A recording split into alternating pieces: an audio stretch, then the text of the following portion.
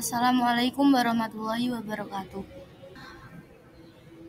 Pengertian otot. Otot merupakan alat gerak aktif karena memiliki kemampuan berkontraksi atau memendek dan relaksasi atau memanjang, atau kembali ke ukuran semula. Dalam tubuh kita, otot menyusun kurang lebih 40% berat tubuh. Ada empat atau Ada empat sifat atau kemampuan yang dimiliki otot, yaitu kontraktibilitas, yaitu kemampuan otot memendek dan menegang, ekstensibilitas, kemampuan otot memanjang, elastisitas, kekenyalan otot, dan iritabilitas, kepekaan otot terhadap rangsangan. Berdasarkan bentuknya, otot dibedakan menjadi 3 jenis, ada otot polos, otot lurik, dan otot jantung. Yang pertama adalah otot polos. Disebut otot polos karena serabut kontraktilnya tidak memantulkan cahaya berselang-seling, sehingga sarkoplasmanya tampak polos dan homogen. Sel otot polos berbentuk gelondong dengan sebuah inti pipih yang terletak di tengah sarkoplasma. Otot ini terdapat pada lambung, usus, dan organ-organ dalam tubuh seperti pembuluh darah. Otot polos mempunyai sistem saraf autonom, artinya bekerja tidak di bawah kesadaran. Kontraksinya lambat, cukup lama, dan tidak cepat lelah. Yang kedua adalah otot lurik atau otot rangka. Otot rangka disebut juga otot lurik karena serabut kontraktilnya memantulkan cahaya berselang-seling gelap atau anisotrop dan terang atau isotrop yang berjajar teratur, membentuk pita vertikal terhadap poros otot. Sel atau serabut otot rangka berbentuk silinder. Setiap serabut berinti banyak yang terletak di tepi sarkoplasma. Otot lurik biasanya melekat pada rangka, bisep-trisep, lidah, bibir, kelopak mata, dan diafragma. Otot lurik bekerja di bawah kesadaran sehingga disebut juga otot volunter. Kontraksinya cepat, kuat, tetapi cepat lelah. Otot lurik terdiri dari bagian-bagian berikut, yaitu tendon dan serabut tendon. Tendon merupakan jaringan yang kuat dan liat yang terdapat pada ujung-ujung otot. Berdasarkan posisinya pada otot, tendon dibedakan menjadi dua, yaitu origo dan isersio. Origo yaitu tendon yang melekat pada tulang yang tidak dapat digerakkan, sedangkan isersio tendon yang melekat pada tulang yang dapat digerakkan. Berdasarkan jumlahnya, tendon otot dibedakan atas otot bisep, yaitu otot yang memiliki 2 buah tendon pada ujungnya, dan otot trisep, yaitu otot yang memiliki 3 buah tendon pada ujung-ujungnya. Kemudian serabut otot. Serabut otot memiliki bagian yang gelap dan terang yang memberikan kenampakan seperti lurik. Kenampakan lurik tersebut disebabkan oleh protein otot yang terdiri atas 2 jenis, yaitu aktin dan miosin. Yang ketiga yaitu otot jantung. Ciri khas otot jantung adalah memiliki diskus interkalaris, yaitu pertemuan dua sel yang tampak gelap jika dilihat dari mikroskop. Oleh ini tersusun atas serabut lurik yang bercabang-cabang dan saling berhubungan satu dengan lainnya. Ukuran serabut ototnya lebih kecil dari otot rangka, memiliki 1-2 inti yang terletak di tengah sarkoplasma. Otot jantung terdapat khusus pada jantung, kontraksinya tidak di bawah kesadaran atau otot involunter, bersifat kuat dan berirama. Setiap sel otot disusun oleh bagian-bagian berikut ini, yaitu tendon, merupakan jaringan ikat yang menghubungkan otot dengan tulang. Yang kedua, epimysium, jaringan elastis yang mengelilingi lapisan terluar otot. Yang ketiga adalah fasciculus atau bundaran serabut-serabut otot yang terdiri dari sarkolema. Sebagian membran otot di dalamnya terdapat sarkoplasma, serat otot atau myofibril, disusun oleh satuan-satuan yang lebih kecil berupa miosin dan aktin miosin.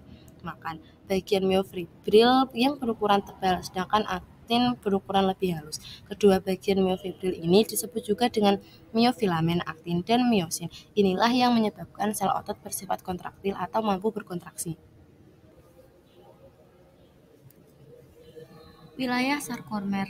Pada setiap myofibril terdapat beberapa daerah sebagai unit fungsional yang disebut sarkomer, yaitu unit pita I dan pita A, garis M dan garis Z serta zona H. Pita I hanya mengandung aktin dan menghasilkan daerah terang pada otot. Pita A mengandung aktin dan miosin sekaligus menghasilkan gelap terang. Garis M merupakan bagian dari pita A yang mengandung filamen kasar di bagian tengahnya. Garis Z merupakan garis penghubung antar sarkomer, dan zona H adalah daerah terang sempit di antara daerah gelap pita A. Daerah ini hanya mengandung miosin saja.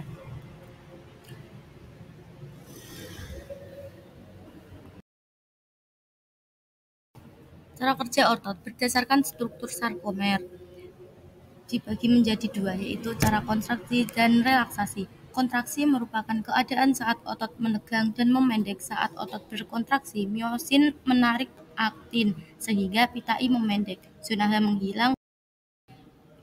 Gabungan protein aktin dan miosin ini disebut juga aktomiosin. 2. Relaksasi. Relaksasi merupakan keadaan saat otot kembali memanjang setelah mengalami kontraksi. Saat relaksasi, miosin melepas aktin sehingga pita I kembali memanjang dan zona H kembali muncul. Dan inilah catatan tentang cara kerja otot berdasarkan strukturnya.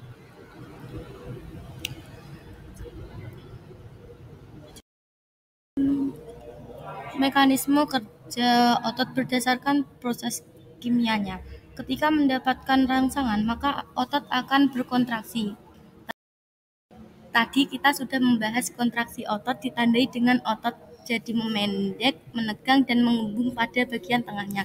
Kontraksi otot ini menyebabkan tulang tertarik sehingga terjadi gerakan. Bila otot tidak bekerja, maka otot akan berelaksasi, yaitu menggendur atau kembali ke ukuran semula untuk kembali ke keadaan semula setelah berkontraksi. Maka perlu bantuan gerakan otot lain yang sifat kerjanya berlawanan, yaitu otot antagonis dan otot sinergis. Tahapan yang terjadi selama otot bekerja hingga kembali ke keadaan semula adalah: pertama, impuls saraf tiba di neutron muskular Janssen dan mengakibatkan pembebasan asetilkolin. Munculnya asetilkolin ini memicu depolarisasi yang kemudian menyebabkan pembebasan ion keluar dari retikulum sarkoplasma. Kedua, peningkatan jumlah ion kalsium menyebabkan ion ini terikat pada troponin dan terjadi perubahan struktur pada troponin. Perubahan struktur troponin menyebabkan kepala miosin berikatan dengan aktin membentuk aktomiosin. Ketiga, perombakan ATP menjadi ADP yang akan membebaskan energi, menyebabkan miosin mampu menarik aktin ke dalam dan juga melakukan pemendekan otot. Hal ini terjadi di sepanjang miofibril pada sel otot. Keempat, miosin akan terlepas dari aktin dan jembatan aktomiosin akan terputus ketika molekul ATP terikat di kepala miosin.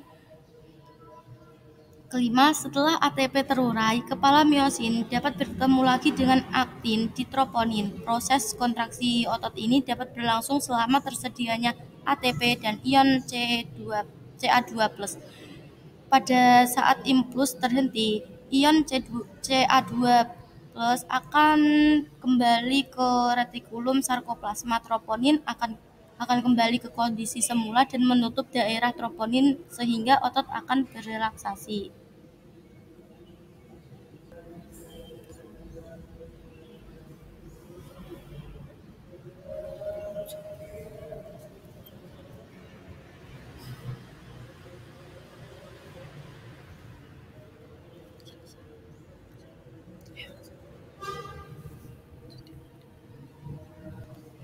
Pada proses kontraksi, berikutnya kita lihat proses kimia yang terjadi selama otot berkontraksi.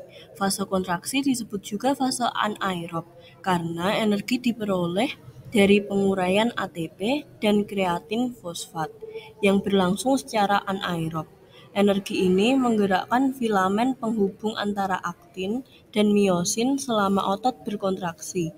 Kreatin fosfat menyumbangkan fosforili pada ADP, kemudian diuraikan menjadi kreatin dan ATP. ATP yang dihidrolisis akan terurai menjadi ADP dan menghasilkan energi jika kehabisan ATP.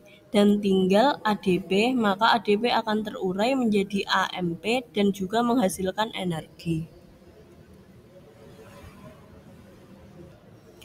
Selanjutnya pada proses relaksasi. Sedangkan pada proses relaksasi, energi dihasilkan dari pemecahan glikogen yang secara aerob. Sehingga fase ini disebut juga fase aerob.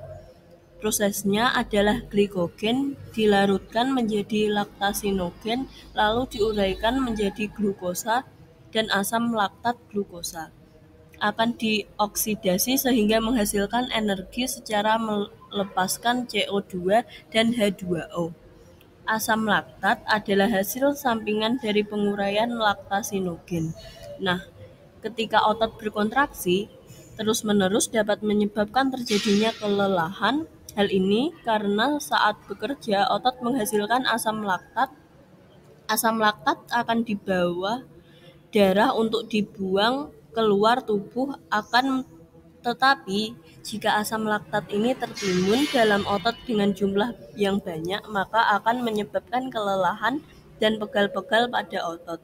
Untuk menguraikan asam laktat diperlukan oksigen yang cukup banyak. Pengambilan oksigen yang banyak dalam waktu yang singkat ini menyebabkan nafas kita jadi terenggang-enggah.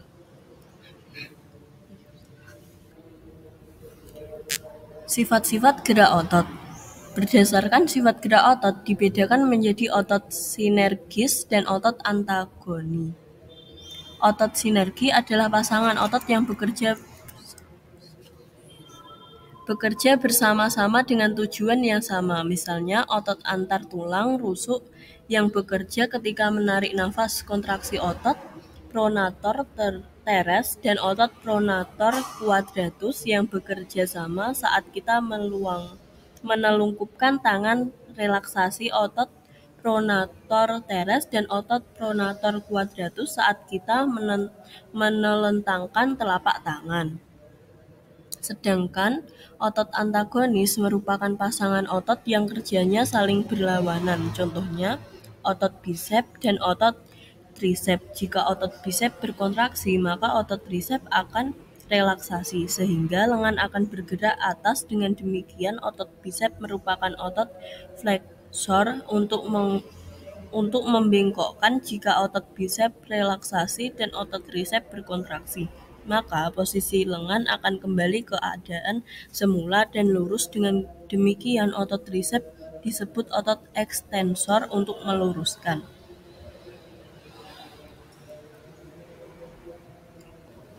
Kerja otot antagonis akan menghasilkan jenis-jenis gerakan yang berlawanan, di antaranya abduksi, aduksi. Abduksi merupakan gerakan menjauhi badan, contohnya gerakan tangan sejajar bahu.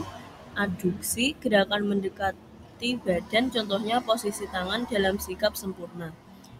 Elevasi, depresi. Elevasi, gerakan mengangkat, contohnya menengadakan kepala. Depresi, gerak menurunkan, contohnya menundukkan kepala. Supinasi, pronasi. Supinasi adalah gerakan menelentangkan telapak tangan. Pronasi adalah gerakan menelungkupkan tangan. Fleksi dan ekstensi.